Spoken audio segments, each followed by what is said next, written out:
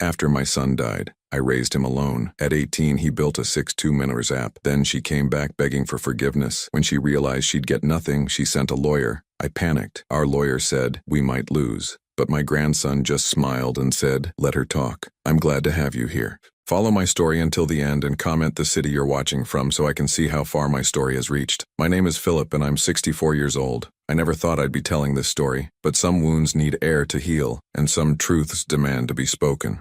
3 years ago, I buried my son Stanley. What I didn't expect was that I'd also lose my daughter-in-law that same week. Not to death, but to something far more cruel: abandonment. The accident happened on a Tuesday evening in October. Stanley was driving home from his job at the engineering firm, the same route he'd taken for 4 years. A drunk driver ran a red light and hit him head-on. The doctors said he died instantly, that he didn't suffer. I suppose that was meant to comfort me, but when you lose your only child, there's no comfort in the world that can fill that hole. Savannah was 7 months pregnant when we got the call. I remember racing to the hospital, my hands shaking so badly I could barely grip the steering wheel. When I arrived, she was sitting in the waiting room, staring at the wall with empty eyes. The nurses had already told her. We didn't speak much that night. What was there to say? Our world had just collapsed. The funeral was held on a gray Saturday morning. The church was packed with Stanley's friends, co-workers, and extended family. Savannah sat beside me in the front pew, her hand resting on her swollen belly. She seemed so fragile, so broken. I put my arm around her shoulders and whispered that we'd get through this together, that the baby would need both of us. She nodded,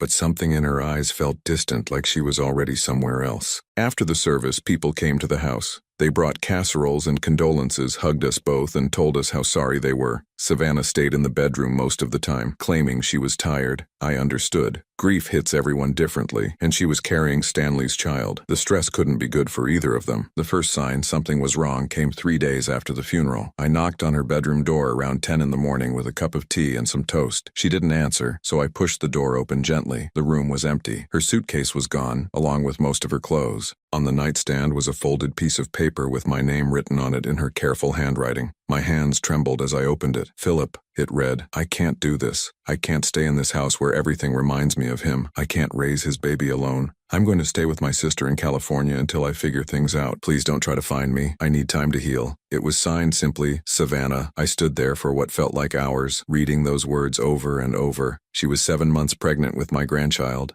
and she was just leaving? I called her cell phone immediately. It went straight to voicemail. I tried her sister's number, but it had been disconnected. I even drove to her old workplace, but they said she'd quit the week before Stanley died. That's when the panic set in. What about the baby? What about doctor's appointments? Prenatal care? What if something went wrong? I spent the next 2 weeks calling hospitals in California, checking with her few remaining friends, even hiring a private investigator. Nothing. It was like she had vanished into thin air. Then on a Thursday morning, exactly 3 weeks after Stanley's funeral, my doorbell rang. I opened it to find a young nurse holding a baby carrier. My heart stopped. Inside was the tiniest, most perfect little boy I'd ever seen, but something was wrong with his eyes. They didn't track movement the way they should. "Are you Philip Morrison?" the nurse asked. When I nodded, she handed me an envelope along with a bag of baby supplies. "This was left at our hospital yesterday with instructions to bring him here. The mother said family complications prevented her from caring for him." Family complications. That's what she called abandoning her newborn son. The letter inside was brief and clinical. Savannah explained that the baby had been born with a condition called cortical visual impairment, essentially meaning he was legally blind. The doctors said it might improve with therapy, but there were no guarantees. She couldn't handle raising a disabled child while grieving Stanley.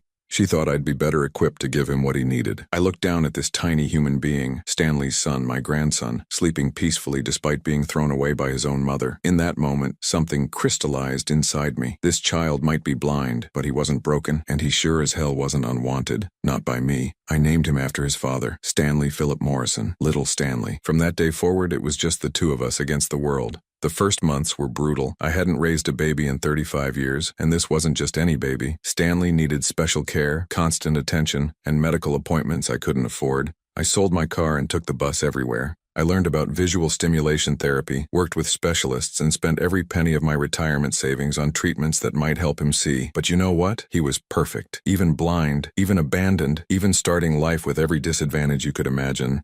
Stanley was absolutely perfect. When he was 6 months old, he started turning his head toward my voice with the biggest smile. By his first birthday, he was crawling and exploring everything with his tiny hands. The doctors said his other senses were compensating beautifully for his vision. I never heard from Savannah again. Not a phone call, not a letter, not even a birthday card. It was like she had erased us from her life completely. Sometimes I wondered if she ever thought about the son she'd thrown away, but mostly I tried not to think about her at all. Stanley and I had each other, and that was enough. What I didn't know then was that in 18 years she'd come crawling back, and when she did, she'd discover that the blind baby she'd abandoned had become something extraordinary. Raising Stanley alone wasn't just difficult, it was like learning to breathe underwater while climbing a mountain. Every day brought new challenges I never could have imagined, but every small victory felt like conquering the world. When Stanley turned 2, the specialists recommended we start intensive therapy sessions. 3 times a week, we'd take 2 buses across town to a clinic that specialized in visual impairment. The sessions cost $120 each, and my insurance covered exactly none of it. I started working nights at a warehouse to pay for them, sleeping maybe 4 hours between getting home and Stanley waking up. The other parents at the clinic looked at me with a mixture of pity and curiosity. Most children came with both parents, or at least mothers who seemed to have their lives together. Here I was, a 66-year-old man fumbling with diaper bags and baby bottles, dark circles under my eyes, wearing the same 3 shirts in rotation because laundry was just another thing I hadn't figured out yet. But Stanley was thriving. His therapist, Maria, was a godsend. She taught me how to create a safe environment for him to explore, how to use sound and texture to help him navigate the world. By age 3, Stanley could find his way around our small apartment with startling confidence. He'd memorized the number of steps between his bedroom and the kitchen, knew exactly where every piece of furniture sat. What amazed me most was his curiosity. While other kids his age were glued to television screens, Stanley was fascinated by sounds, textures, and patterns he could feel. He'd spend hours running his fingers over different fabrics, listening to music with an intensity that seemed impossible for someone so young. When I'd read to him, which was every single night, he'd interrupt to ask questions about words, about how stories worked, about why people made the choices they did. The hardest part wasn't the medical bills or the sleepless nights, it was the loneliness. My friends from work had retired and moved away. My brother lived across the country and called maybe twice a year. Stanley's other grandparents, Savannah's parents, had cut all contact the moment she disappeared.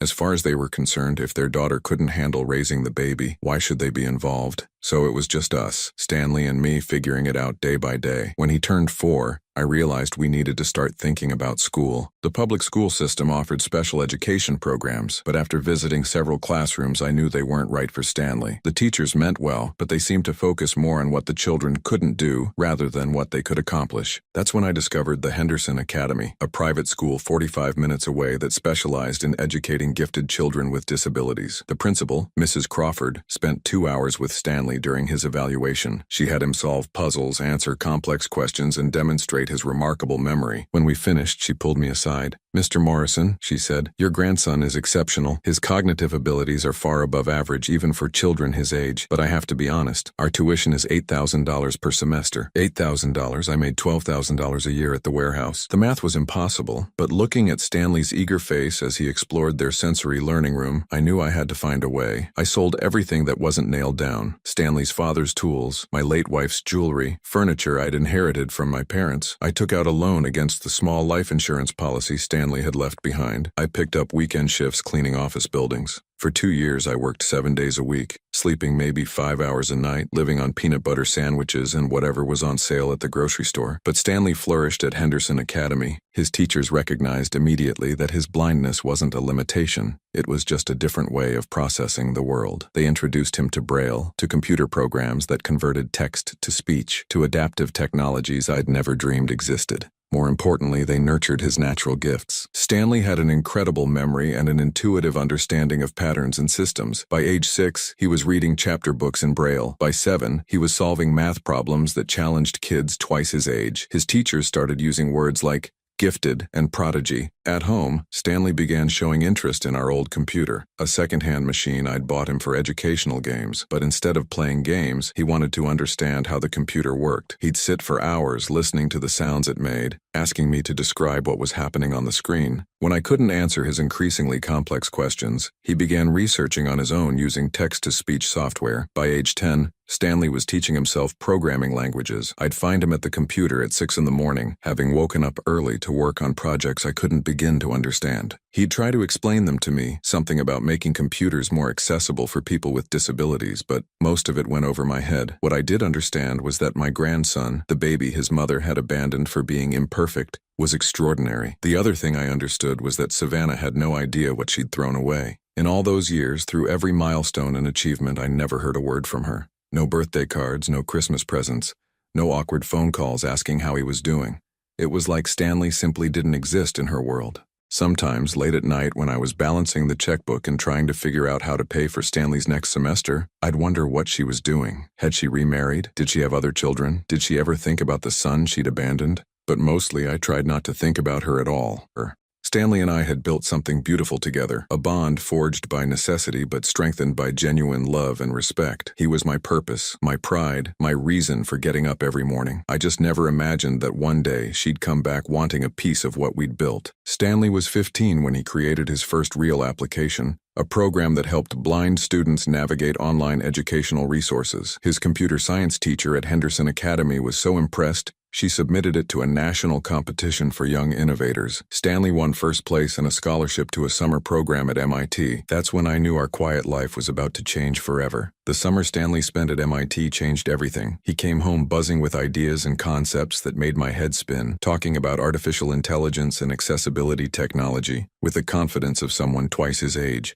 But more than that, he came back with a vision. "Grandpa," he said one evening as we sat in our tiny living room, "I want to create something that will help people like me navigate the world better. Not just computers, but everything. Restaurants, stores, public transportation. There has to be a way to use technology to level the playing field." I listened as he outlined his idea for an application that would use smartphone cameras and artificial intelligence to describe surroundings in real time for visually impaired users. The phone would identify objects, read signs aloud, recognize faces, even detect obstacles and suggest safe walking paths. It sounded like science fiction to me, but Stanley spoke about it like it was inevitable. The problem was, developing this kind of technology required resources we simply didn't have. Stanley needed better computer equipment, access to specialized software, and potentially a team of developers to help bring his vision to life. We were still living paycheck to paycheck, and I was already working myself to exhaustion just to keep him in school. That's when Stanley surprised me again. During his junior year at Henderson Academy, he entered his preliminary app concept into a national high school entrepreneurship competition. I didn't even know he'd submitted it until Mrs. Crawford called to tell me he'd been selected as one of 10 finalists nationwide. The competition took place in Chicago over a long weekend in March.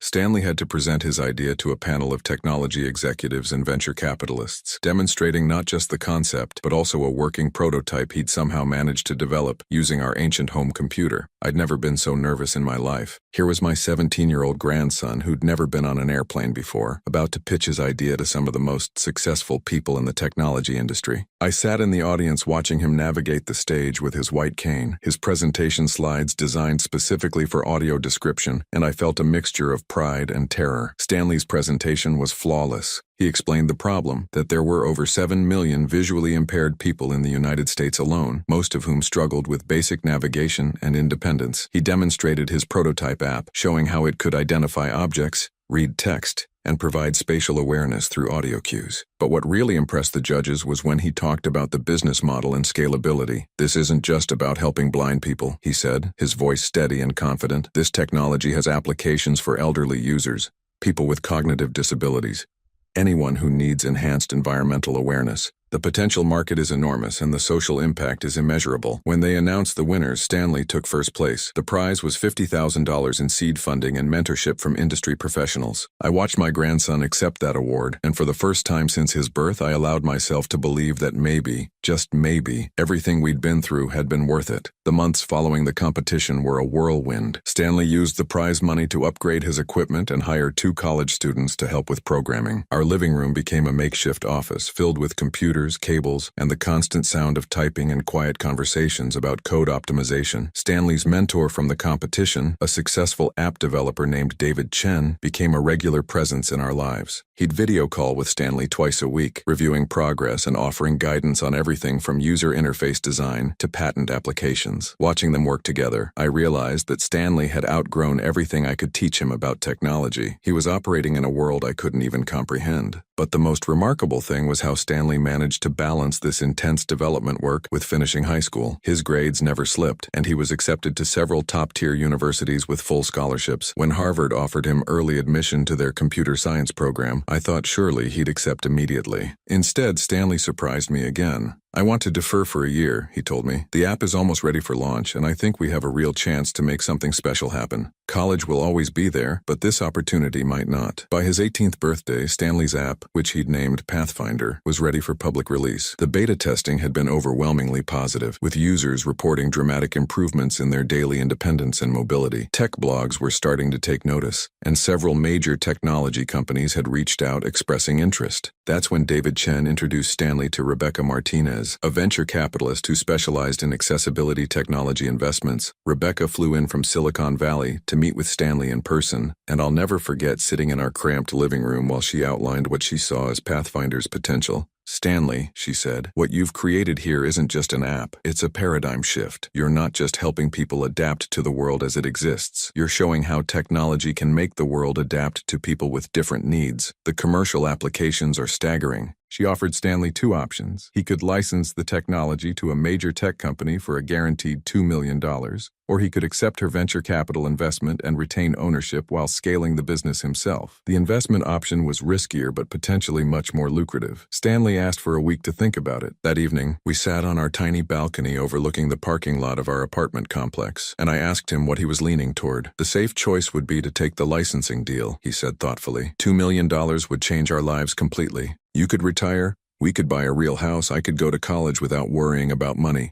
"But," I prompted, "but I didn't create Pathfinder just to make money, Grandpa. I created it to help people like me live better lives. If I license it to a big company, I lose control over how it develops, how it's marketed, who has access to it.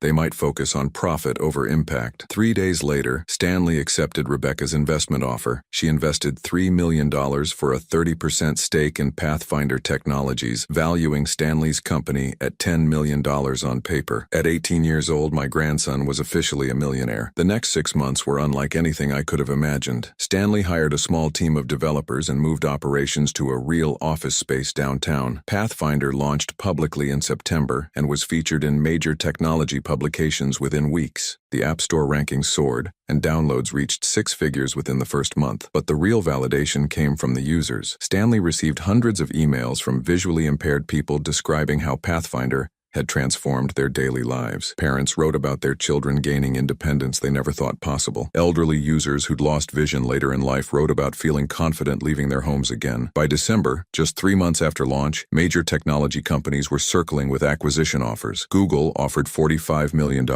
Apple offered $52 million. Facebook's offer reached $60 million. Stanley turned them all down. "It's not about the money," he explained to me one evening as we reviewed the offers together. "These companies want to acquire Pathfinder to integrate it into their existing platforms, which means they control access and pricing. I want Pathfinder to remain independent and affordable for the people who need it most." That's when Rebecca introduced Stanley to Marcus Webb, the CEO of a private equity firm that specialized in scaling technology companies while maintaining their mission-driven focus. Marcus offered a different kind of deal. His firm would provide additional capital and business expertise to help Stanley expand Pathfinder globally, but Stanley would retain majority control and decision-making authority. The negotiation process took weeks, with lawyers and accountants reviewing every detail. Finally, in January, just 7 months after Pathfinder's launch, Stanley signed an agreement that valued his company at $85 million. He sold a 25% stake for $21 million, keeping 75% ownership for himself. $21 million. I kept staring at that number, trying to process what it meant. The baby that Savannah had abandoned because he was too damaged to be worth raising had just become one of the youngest multimillionaires in the country, but Stanley remained exactly the same person he'd always been. Thoughtful, driven, compassionate. and utterly focused on using his gifts to help others. The only difference was that now he had the resources to dream even bigger. What neither of us realized was that our sudden wealth had attracted attention from someone we'd both tried very hard to forget. Savannah had been watching from the shadows, and she was about to make her presence known in the most devastating way possible. The doorbell rang on a Tuesday morning in February, exactly 18 years and 4 months after Savannah had abandoned Stanley at our doorstep. I remember the date precisely because it was the day after Stanley had been featured on the cover of Tech Innovation magazine as Young Entrepreneur of the Year. I wasn't expecting anyone. Stanley was at his office downtown, probably in back-to-back meetings with developers and investors. I'd been enjoying a rare, quiet morning, reading the newspaper and marveling at how far we'd come from those desperate early days when every dollar mattered. I opened the door and felt the blood drain from my face. Standing on our new front porch, we'd bought a modest house in a better neighborhood once Stanley's success became undeniable, was Savannah. But this wasn't the frightened, overwhelmed young woman who'd fled all those years ago. This was someone entirely different. She looked polished, expensive. Her hair was professionally styled, her clothes clearly costly, her makeup flawless. She carried herself with the confidence of someone who'd never struggled a day in her life. But it was her eyes that stopped me cold. They held a calculating intelligence that I didn't remember from before. "Hello, Philip," she said, her voice smooth and warm, like we'd just spoken yesterday instead of nearly 2 decades ago. "You look wonderful. Success suits you." I stood there for a moment, my hand gripping the doorframe so tightly my knuckles went white. Of all the scenarios I'd imagined over the years, and believe me, I'd imagined plenty, this calm, confident appearance wasn't one of them. "What do you want, Savannah?" My voice came out rougher than I intended. Her smile never wavered. "May I come in? I think we have a lot to discuss." Every instinct I had screamed at me to slam the door in her face, but curiosity won out. I needed to know why she was here, what she thought she could possibly say after 18 years of silence. I stepped aside and let her enter. She walked through the house slowly, taking in the tasteful furniture, the large windows, the obvious signs of our improved circumstances. When she reached the living room, she paused at the mantelpiece, studying the photos displayed there. Stanley's graduation, his magazine covers, pictures of us at various award ceremonies. "He's grown into such a handsome young man," she said softly, picking up a recent photo. "He has Stanley's eyes, doesn't he? His father's determination." "Put that down." My voice was deadly quiet. She replaced the photo carefully, then turned to face me with what appeared to be genuine emotion shining in her eyes. "Philip, I know you must hate me. I know what I did was unforgivable, but I need you to understand I was broken when Stanley died. Completely shattered. I couldn't think clearly, couldn't function. The doctor said the baby might never see, and I panicked. You abandoned him." The words came out like bullets. "You abandoned your own child because he wasn't perfect enough for you." Tears began sliding down her cheeks, and for a moment, she looked like the vulnerable young woman I remembered. I was 24 years old, Philip. I'd never dealt with anything like grief before, and suddenly, I was supposed to raise a disabled child alone. I wasn't strong enough, I wasn't brave enough, but you were. She sat down on our couch without invitation, dabbing at her eyes with a tissue she'd pulled from her purse. "I made the worst mistake of my life walking away from my son. There isn't a day that goes by that I don't think about him. Don't wonder what he's become. Don't hate myself for being such a coward." I remained standing, my arms crossed, fighting the urge to physically remove her from my house. "And yet somehow you managed to stay away for 18 years.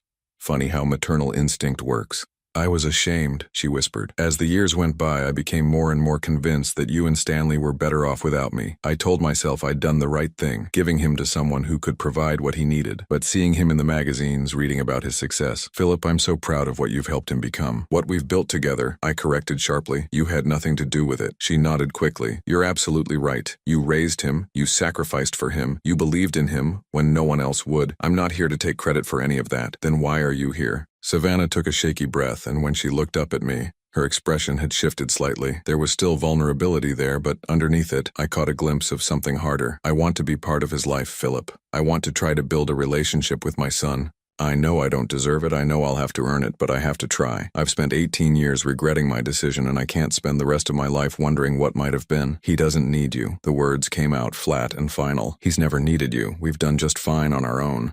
"I'm sure you have," she said, and now there was definitely steel in her voice. "But I'm still his mother, Philip. Legally and biologically, I have rights. I'm not looking to disrupt his life or take him away from you. I just want a chance to explain myself, to apologize, to maybe have some small part in his future. That's when I understood. This wasn't about maternal love or regret or second chances. This was about money. Stanley's success had attracted her attention like blood attracts sharks, and she wanted her piece of the pie. He's 18, I said carefully. If he wants to have a relationship with you, that's his choice to make, but I won't pressure him either way. She smiled, and this time it reached her eyes. That's all I'm asking for, just a chance. We sat in uncomfortable silence for several minutes. I studied her face, trying to reconcile this polished, confident woman with the broken girl who'd fled after Stanley's funeral. She'd clearly done well for herself in the intervening years. Her clothes, her car parked outside, even her dental work suggested significant financial resources. "What have you been doing all this time?" I asked finally. "I remarried," she said simply. "Richard Caldwell, he's a cardiologist in Seattle. We have 2 daughters together. Emma's 14 and Sophie's 12.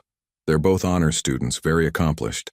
So she'd had other children. She'd been capable of raising kids after all, just not the one who needed her most. The revelation hit me like a physical blow. "Richard doesn't know about Stanley," she continued. "I told him I'd never been married before, never had children. Starting fresh seemed like the only way to move forward. You lied to your husband about having a son." She flinched slightly. "I protected my family from a painful truth that couldn't change anything. Stanley was gone from my life. Telling Richard wouldn't have brought him back. But now that Stanley's worth millions, suddenly you remember you have a son." Her mask slipped for just a moment, and I saw something cold flash across her features. "That's not fair, Philip. Yes, I've seen the articles about his success, and yes, I'm proud of what he's accomplished, but that's not why I'm here, isn't it?" She stood up abruptly, smoothing her skirt with hands that weren't quite steady. "I can see this was a mistake. You're determined to think the worst of me, which I suppose I deserve. But I'm not going away, Philip. Stanley is my son, and I have every right to contact him directly if I choose to." The threat was subtle but unmistakable. She was giving me the courtesy of going through me first, but she'd bypass me entirely if necessary. "I'll talk to him," I said finally. "I'll tell him you came by and what you said. What he decides to do with that information is up to him." She smiled again,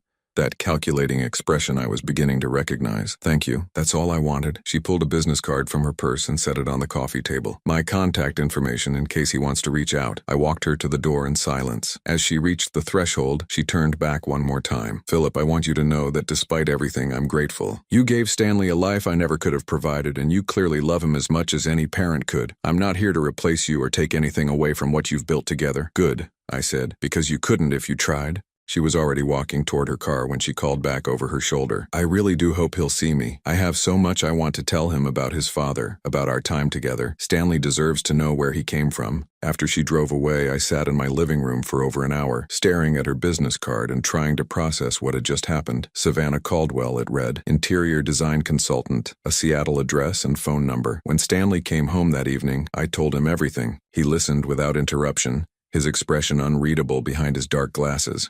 When I finished, he was quiet for a long time. "What do you think I should do, Grandpa?" he asked finally. I said carefully, "that she's not the same person who left you 18 years ago, and I'm not sure that's a good thing." Stanley decided to meet with Savannah. Against every instinct I had, against every warning bell going off in my head, he chose to give his biological mother the chance she claimed she wanted. The meeting was scheduled for the following Saturday at a neutral location, a quiet coffee shop downtown where they could talk privately. I offered to go with him, but Stanley insisted he needed to handle this alone. "I'm 18, Grandpa," he said with that quiet determination I'd come to know so well. "If I'm going to have any kind of relationship with her, it has to start with just the 2 of us." I spent that entire Saturday afternoon pacing our living room, checking my phone every few minutes, imagining worst-case scenarios. When Stanley finally came home 3 hours later, his expression was troubled, but not devastated. "How did it go?" I asked, trying to keep my voice neutral. Stanley sat down heavily on the couch, removing his dark glasses and rubbing his eyes, something he only did when he was deeply stressed. "She's not what I expected," he said slowly. "She seems genuinely sorry about leaving, and she knows a lot about Dad that I've never heard before. Stories about their college years, about how excited he was when she got pregnant, about the plans they'd made. But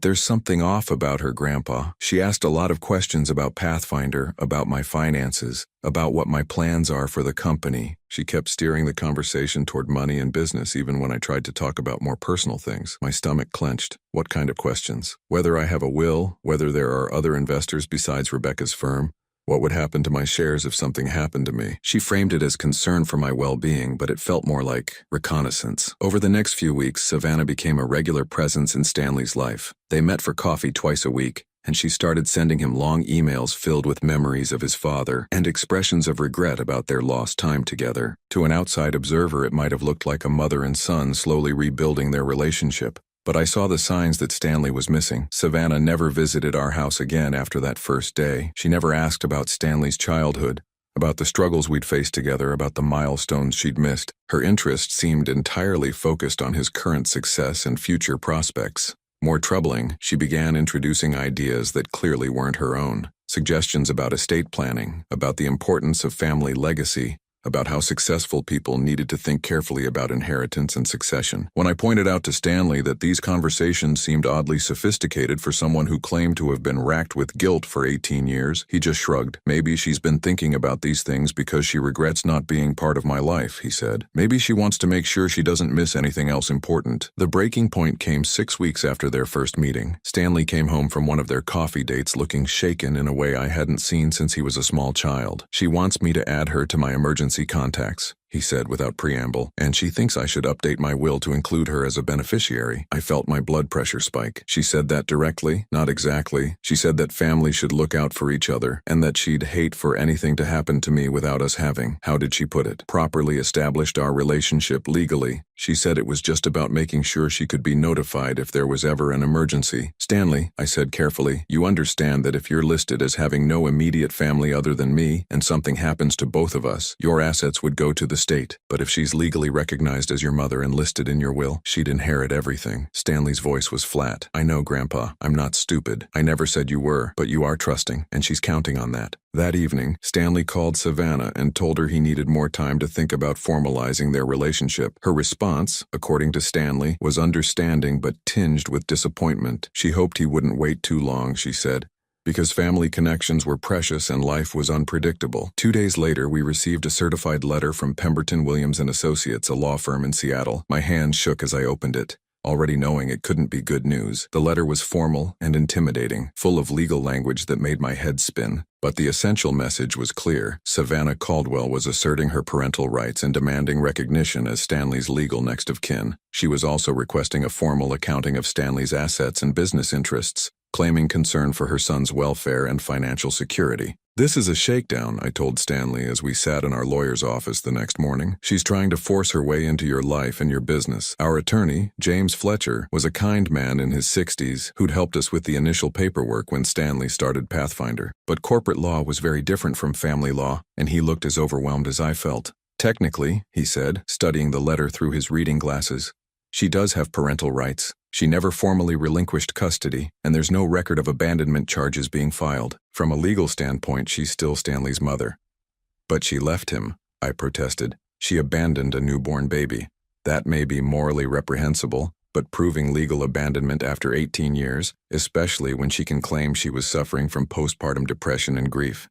It's complicated." Stanley sat quietly through this exchange, his face impassive. Finally, he spoke. "What exactly is she asking for?" James consulted the letter again. "Recognition as your legal parent, inclusion in medical and financial decision-making processes, and what they're calling transparency regarding your business interests and estate planning. They're not directly asking for money, but they're positioning her to have legal standing if something were to happen to you. And if we refuse, they're threatening a custody suit, which is absurd since you're 18. But they could also file for guardianship if they claim you're being unduly influenced or if your grandfather is declared incompetent to make decisions on your behalf." I felt the room spin slightly. "They can do that? It's a stretch. But with enough money behind it, they could make your lives very difficult. Long court battles, frozen assets, negative publicity that could hurt Stanley's business." That afternoon, we met with Margaret Chen, a family law specialist, recommended by Rebecca Martinez. Margaret was sharp, no nonsense, and clearly unimpressed by Savannah's legal maneuvering. "This is classic predatory behavior," she said bluntly after reviewing the case. "The timing isn't coincidental. She's targeting Stanley now that he's financially successful. But the problem is legally, she does have parental rights that were never formally terminated." "So what are our options?" Stanley asked. "We fight it. We document her abandonment, we challenge her motives, and we make it clear that this is about money, not family reunion. But I'll be honest with you, it's going to be expensive, time-consuming, and emotionally draining, and there's no guarantee we'll win. The legal bills started immediately. Within a week, we'd paid Margaret's firm $15,000 in retainer fees, and that was just the beginning. Savannah's lawyers were clearly well-funded and aggressive, filing motion after motion that required responses, depositions, and expert testimony. Stanley's business began to suffer as he spent more time in lawyers' offices than in meetings with developers and investors. The stress was affecting his sleep, his concentration, and his usually unshakable confidence. I watched my grandson, the young man who'd overcome every obstacle life had thrown at him, begin to doubt himself for the first time. "Maybe I should just give her what she wants," he said one evening after a particularly brutal deposition. "Maybe it would be easier to include her in my will and be done with it." "Stanley," I said firmly, "if you give in to this, it won't end. She'll keep coming back for more. People like Savannah see generosity as weakness, and they exploit it. But what if she's right? What if I am being unfair? She is my biological mother, and she did lose her husband. She made her choice 18 years ago," I reminded him. "She chose to walk away when you needed her most. You don't owe her anything now just because you've become successful." The turning point came during Stanley's second deposition, when Savannah's lead attorney, a shark named William Pemberton, made a crucial mistake. He pushed too hard, asking questions that revealed more about his client's motivations than he intended. "Mr. Morrison," Pemberton said, "don't you think your grandfather has poisoned you against your mother? Isn't it possible that his resentment has clouded your judgment about giving her a rightful place in your life?" Stanley was quiet for a long moment. Then he turned slightly toward where he knew the court reporter was sitting. "For the record," he said clearly, "my grandfather never spoke against my mother. He told me the facts of what happened, but he never tried to influence my feelings about her. Any resentment I have toward Savannah Caldwell is based entirely on her own actions and words." "But surely you can understand her position," Pemberton pressed. "She lost her husband. She was grieving. She made a mistake she's regretted ever since." "If she regretted it," Stanley said quietly, "she had 18 years to contact me. She had 18 years to send a birthday card, to ask how I was doing, to show any interest in my well-being. The only reason she's here now is because I'm worth millions of dollars. If Pathfinder had failed, if I was still struggling financially, do you really think she'd be fighting for parental rights?" Pemberton's face flushed red. "That's speculation and irrelevant too." "Actually," Stanley interrupted, "I think it's the most relevant thing in this entire case." That evening, Margaret called with surprising news. "Stanley's deposition went better than I hoped," she said. "But more importantly, we've been doing some digging into Savannah's background and we found something interesting." My pulse quickened. "What kind of something?" "She's not as financially stable as she appears. Her husband, Richard Caldwell, is heavily in debt from a malpractice lawsuit, and their house is facing foreclosure. Her interior design business is failing, and she's borrowed against her daughter's college funds. This isn't about family reunification. This is about financial desperation." For the first time in weeks, I felt a spark of hope. But I also felt something darker, the anticipation of watching someone who'd tried to destroy us get exactly what they deserved. "Can we use this information?" Stanley asked. Margaret's smile was sharp as a blade. "Oh, we're going to use every bit of it." The courtroom was smaller than I'd expected, but the tension inside it felt enormous. After 3 months of legal warfare, everything was coming down to this final hearing. Judge Patricia Williams sat behind her bench, reviewing the mountain of documents both sides had submitted. Savannah sat at the plaintiff's table with her high-powered legal team, looking every inch the grieving mother seeking justice. Stanley and I sat with Margaret, and I could feel the weight of 18 years of struggle and sacrifice hanging in the balance. What Savannah and her lawyers didn't know was that Stanley had been planning for this moment longer than any of us realized. During the weeks of depositions and legal maneuvering, while everyone thought he was cracking under pressure, Stanley had actually been setting a trap that was about to snap shut. Judge Williams looked up from her papers and addressed the room. "This is an unusual case involving parental rights, alleged abandonment, and questions of financial motivation. I've reviewed all submitted evidence, and I'm ready to hear final arguments." Pemberton stood first, launching into an emotional speech about maternal bonds, postpartum depression, and second chances. He painted Savannah as a young woman who'd made a tragic mistake during the worst period of her life, but who had spent 18 years regretting that decision and hoping for reconciliation. "Your Honor," he said, his voice dripping with synthetic sincerity, "my client isn't seeking to disrupt the loving relationship between Stanley and his grandfather. She simply wants recognition of the biological reality that she is his mother and the legal protections that relationship entails. Is it wrong for a mother to want to ensure her son's welfare and security?" When Margaret stood for our side, her approach was completely different. Your Honor, this case isn't about parental rights or family reunification. It's about financial opportunism, pure and simple. Ms. Caldwell abandoned her newborn son because he was born with a disability she didn't want to deal with. She stayed away for 18 years. Through every milestone, every struggle, every achievement, she only resurfaced when that same son became worth millions of dollars. Margaret presented the evidence of Savannah's financial troubles, her lies to her current husband about Stanley's existence, and the suspicious timing of her sudden maternal instincts. But I could see Judge Williams wasn't entirely convinced. Legally, Savannah still had parental rights, and proving her motivations were purely financial was difficult. That's when Stanley asked to address the court directly. Your Honor, he said, rising from his chair with his characteristic quiet confidence, I'd like to present some additional evidence that I believe is relevant to this case. Pemberton immediately objected. Your Honor, the discovery period is closed. No new evidence can be introduced at this stage. Judge Williams looked intrigued. What kind of evidence, Mr. Morrison? Stanley reached into his briefcase and pulled out a small digital recording device. Audio recordings of private conversations, Your Honor. Conversations that reveal Ms. Caldwell's true motivations and intentions. The courtroom erupted. Pemberton was on his feet, shouting about illegal wiretapping and inadmissible evidence. Savannah had gone completely white, her hands gripping the edge of the table. Margaret looked as surprised as everyone else. This wasn't something Stanley had discussed with our legal team. Order, Judge Williams banged her gavel. Mr. Morrison, explain how these recordings were obtained. Stanley's voice remained calm and steady. I made them myself, Your Honor, with a device I wore during my meetings with Ms. Caldwell. In this state, only one party needs to consent to recording a conversation, and I was that party. I began recording after our third meeting, when I became suspicious of her true motives. Judge Williams considered this. I'll allow the recordings, but only if they're directly relevant to the question of Ms. Caldwell's motivations and fitness as a parent. Stanley nodded and activated the device. Savannah's voice filled the courtroom, and what we heard was devastating. The first recording was from their fifth meeting, where Savannah could be heard coaching Stanley on estate planning. You're so young, sweetheart. You probably haven't thought about what would happen if something unexpected occurred, but successful people like you need to plan for every possibility. Family should always come first in these decisions. The second recording was even more damning. Savannah discussing Stanley's business with someone on the phone, presumably her husband, while she thought Stanley was in the restroom.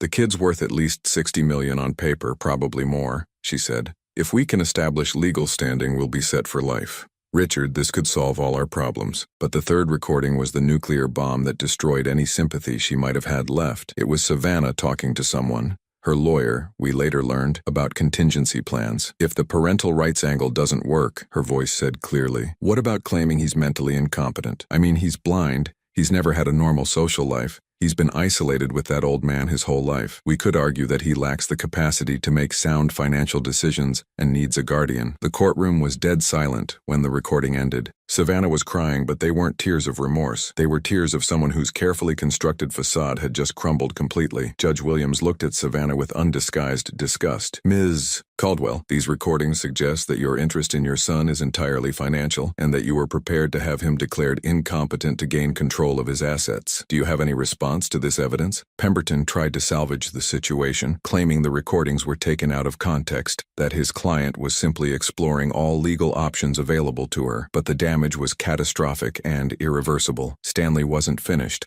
Your Honor, I'd also like the court to know that I've conducted my own investigation into Ms. Caldwell's background and current circumstances. He proceeded to detail everything we'd learned and more. Savannah's mounting debts, her husband's malpractice troubles, her failing business, and most damning of all, evidence that she'd attempted similar financial schemes with wealthy elderly clients of her interior design business. I found records of at least 3 instances where Ms. Caldwell developed close relationships with wealthy clients, convinced them to include her in their wills, and then inherited substantial sums when they died under suspicious circumstances. The pattern is consistent with what she's attempting here. Pemberton was frantically objecting, but Judge Williams silenced him with a look that could have frozen fire. Mr. Morrison, the judge said, you mentioned earlier that you began recording these conversations after your third meeting. What made you suspicious at that point? Stanley turned slightly in Savannah's direction, though of course he couldn't see her. She never once asked about my childhood, Your Honor. Never asked about my disability, about how I learned to navigate the world, about what school was like, about my friends or interests or dreams. The only thing she ever wanted to discuss was my current success and my future plans. A real mother would want to know about the 18 years she missed. A financial predator only cares about the money. Judge Williams was quiet for a long moment, reviewing her notes. When she finally spoke, her voice was ice cold. Ms. Caldwell, I find your behavior in this case to be morally reprehensible and legally frivolous. The evidence clearly shows that your interest in your son is purely financial, and your willingness to have him declared incompetent to access his assets demonstrates a callous disregard for his well-being that is antithetical to any parental relationship. She continued, furthermore, the evidence of your pattern of financially exploiting vulnerable individuals suggests you are precisely the kind of person from whom Mr. Morrison needs legal protection, not legal connection. The judge's final ruling was swift and absolute. Not only was Savannah's petition for parental rights denied, but Judge Williams issued a permanent restraining order preventing her from contacting Stanley in any way. She also referred the case to the district attorney's office for possible fraud charges related to the elder abuse allegations. As the gavel came down, I watched Savannah's last desperate attempt to secure her future crumble into dust.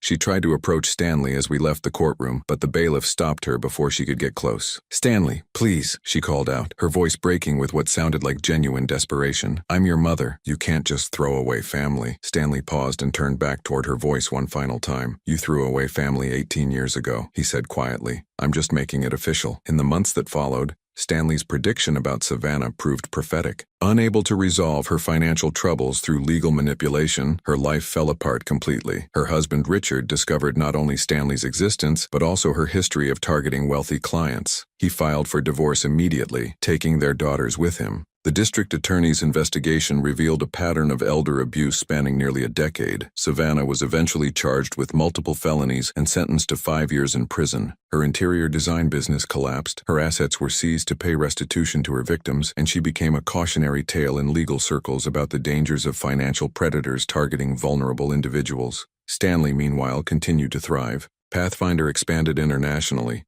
helping millions of visually impaired people worldwide achieve greater independence. He started a scholarship program for disabled students pursuing technology careers and eventually sold the company for $230 million, using the proceeds to establish a foundation focused on accessibility innovation. As for me, I couldn't be prouder of the man Stanley had become. The baby that Savannah had discarded as damaged goods had grown into someone who changed the world for the better. More importantly, he'd become a person of integrity, compassion, and wisdom, everything his biological mother had never been.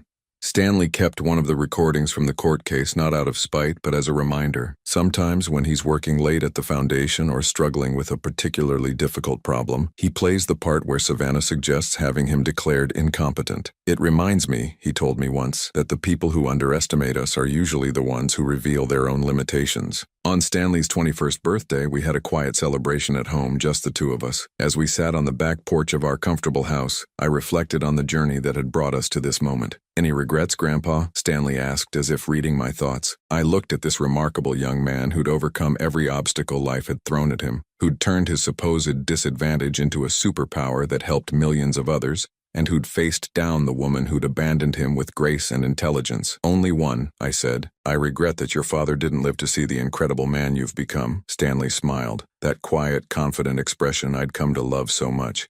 "He sees me, Grandpa, every day and everything I do that makes you proud." In the end, Savannah had been right about one thing. Blood does matter. But she'd completely misunderstood which blood was important. It wasn't the biological connection that made us family. It was the blood, sweat, and tears we'd shed together building something beautiful from the ashes of abandonment and loss. The real legacy wasn't the money Stanley had earned or the success he'd achieved. It was the proof that love, perseverance, and integrity will always triumph over greed, manipulation, and selfishness, and that was a lesson worth more than all the millions in the world.